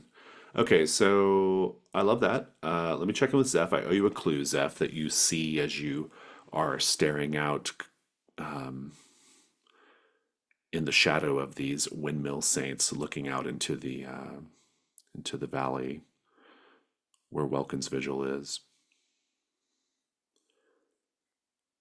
And let's see what you might see here. Oh, from your vantage point, you can see that there are deep craters down below. The deep craters are all grown over with wildflowers. That's your clue? How lovely. That's where we leave you, Hmm. sitting beneath the windmill Holding my own saints, little vigil. listening to their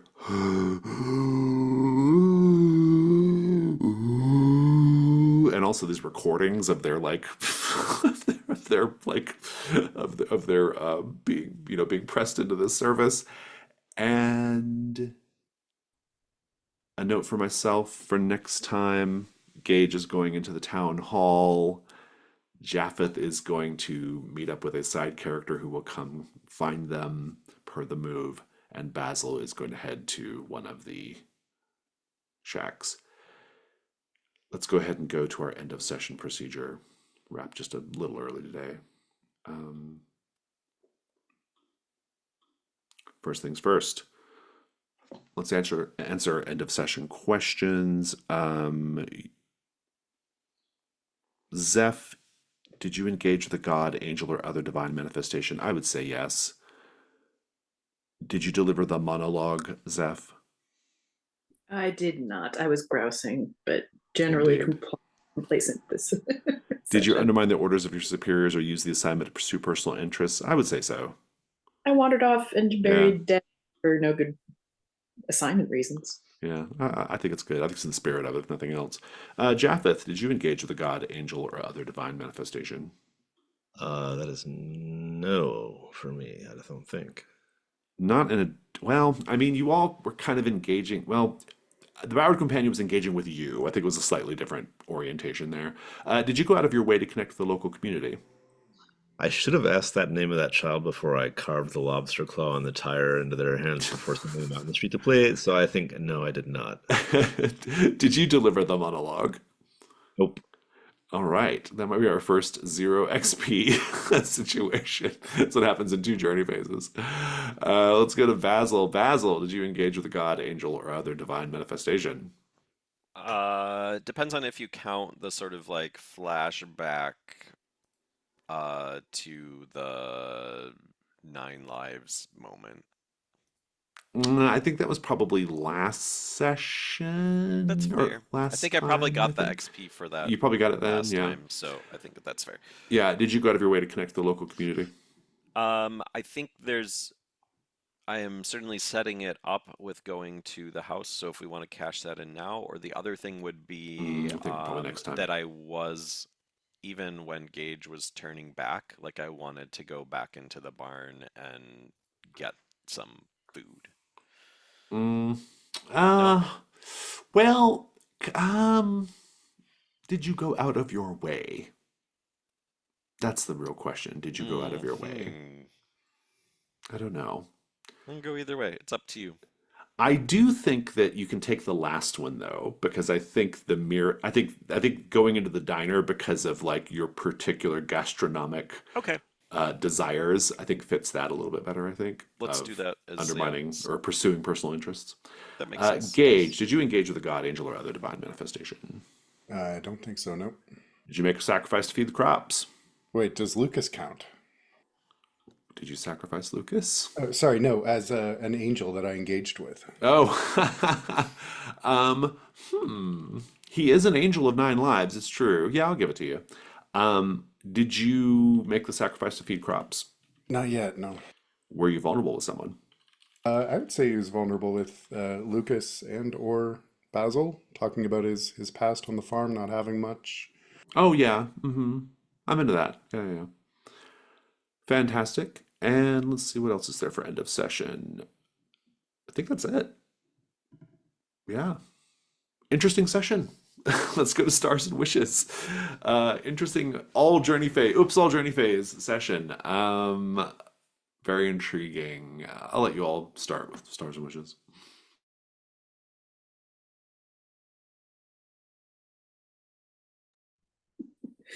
Sorry, I'm laughing about some min-maxing in the chat.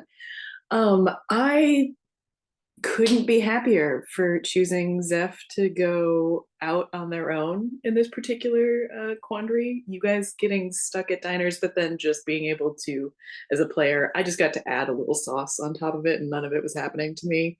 That was kind of excellent. So I felt like another form of a viewer today.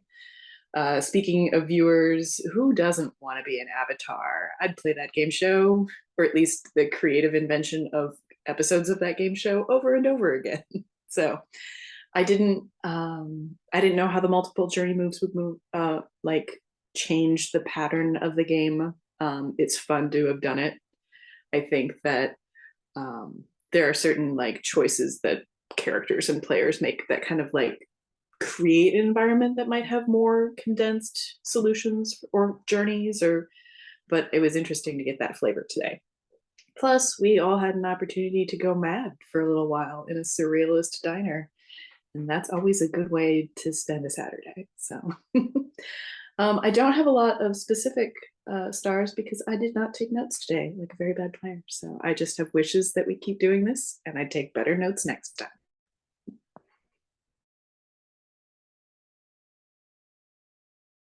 A star I had was that Sarah once again gets to interact with a mysterious masked person who speaks through Jason's hand. And I quite enjoyed that interaction between Zeph and Orifax, and I look forward to seeing more about Orifax and what kind of terrible, terrible thing they are.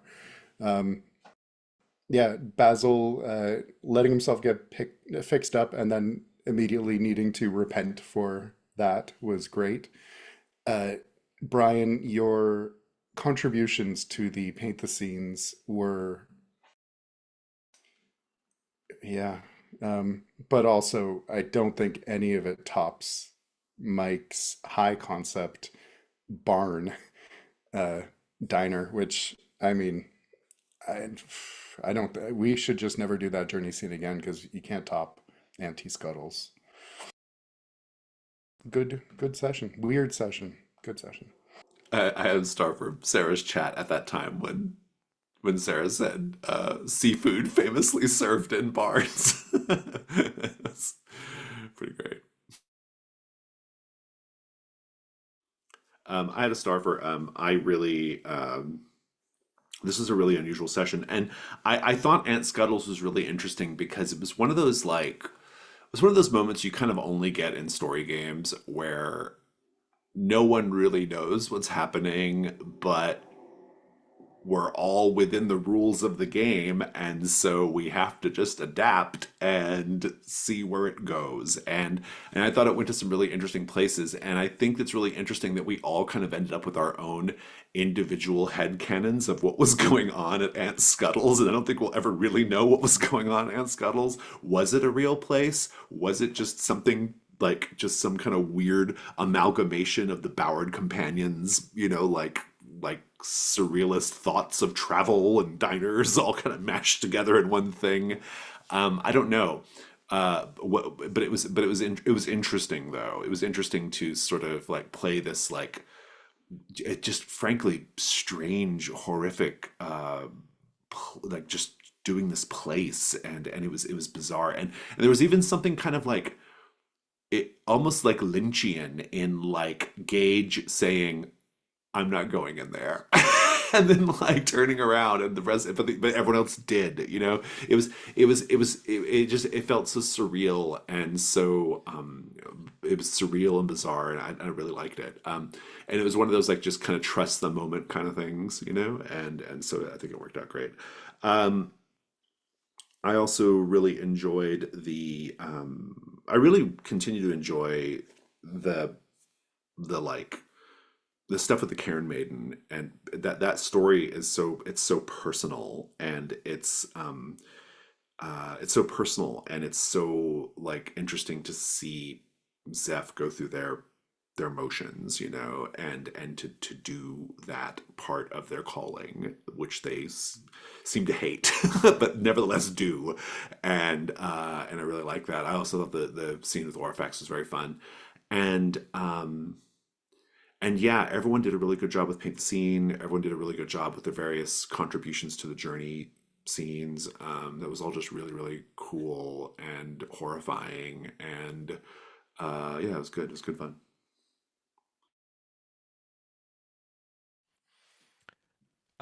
I guess it's like a star slash reflection here of the our version of the Silt versus world has this very like stay tuned like time bandits like those kind of like early 90s sort of like very like surreal and weird but then with this like very real meaty like dark satire underneath it and I don't even know if like satire is even quite the right word but just like the way that it goes so over the top I think we're all kind of like pushing um yeah, pushing the surrealness of this world in a way where I think that there's kind of a choice to be made playing this game of whether you lean more towards the horror or more to that like surreal side of thing.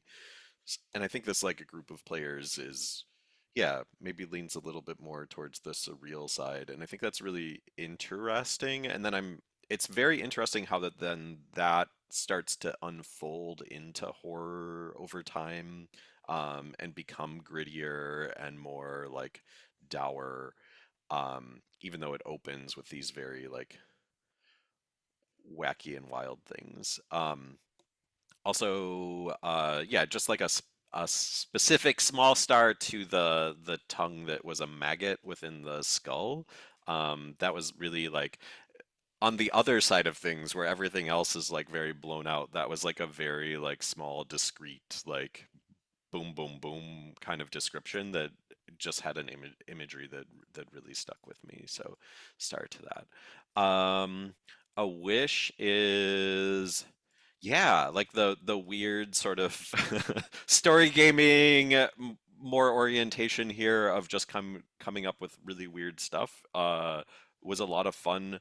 It's and there's I think that there's some threads that are opening up and some ideas to explore and I was like then getting into I guess kind of to that reflection point that I had like I like getting into the what does it mean and how does this ground into I thought things it was now? really interesting that like sorry to cut you off, but I thought to speak to that, I thought it was really interesting that this the Aunt Scuttles thing and then the eventual Midnight Kettle diner it was also like weird and bizarre and like um but like but it started to like have this like thread with the spice and then it all Hmm. started to, and then like as you all became kind of like aware of like what the Bowered Companion was doing then that sort of fed into like how the Midnight Kettle went, and then it all Hmm. started to be about the Bowered Companion, which I thought was really Yeah, yeah, great. yeah. Since Yeah. you were all finding clues, I mean, you were doing investigation, even though you weren't on the investigation phase, right?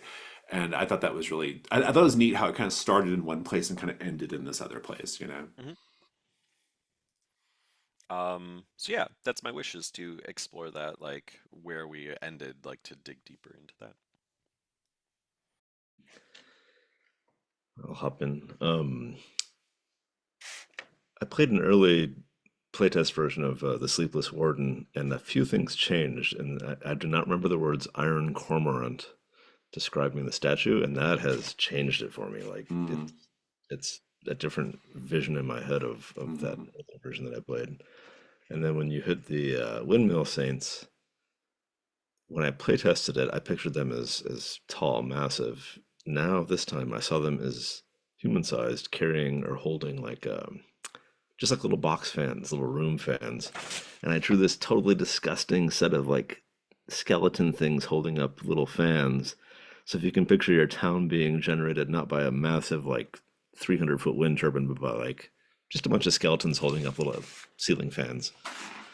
I Um, mean, the description did say that they use uh, helicopter propellers as their Right. So they're kind of like somewhere in between those Yeah. sizes, I think. Yeah. Yeah. In my brain, I know I've got this small scale, really repulsive version of it. Yeah. Sort of like holding up a boom box and whatever. But other stars. So Iron Cormorant, the Sarah talked about the cloche of bugs that needed to be squished down. Super disgusting in a great way. Ben, you talked about Anne Scuttle, her legs, or sorry, her feet splitting apart, crab-like, was really gross in a good way again. Jason, you, when you said, "Is Aunt Scuttle's breakfast bar even a real place?" It really did have that Lynchian sort of like, is this even happening? This is it, like, did today even happen? I don't know, but it was really a fun ride. Uh, Scuttlebutt the dog, dressed as a lobster, he got a little cartoon Yes. also. I I love hope it. Scuttlebutt comes back. That's a wish that Scuttlebutt returns somehow. Um, the Lichtenberg scars that Ben described, and oh, watch out, this is going to poke a little when you were sewing up Basil to cure that condition. And then Scrimshaw on restaurant bones. Like to me, I'm picturing now the restaurant with a bunch of sailors that are like, "Are you done eating that rib? Because I got a hankering to carve out a new decorative item on that." And people like, and then pass it over to an artisan who's scrunching down into the bones. Uh, that's fantastic. It's going to stick with me.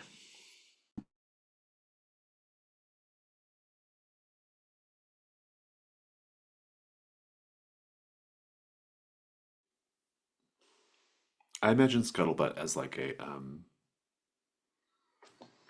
like in a like a fever dream like MTV music video, and like a little claymation guy just crawls into the scene. Like that's what I imagine Oh, I love Scuttlebutt as. that. Yeah, yeah, like Harry yeah. Wallace and Gromit, but with Yeah, yeah, yeah, like a something little he's just like melted. interjecting into the real world, right? Yeah, Mm. yeah. Were there any other stars and wishes? Is that everybody? Okay, well, that was a great session. Thank you all so much. Let's go ahead and wave goodbye to anybody who's watching the video.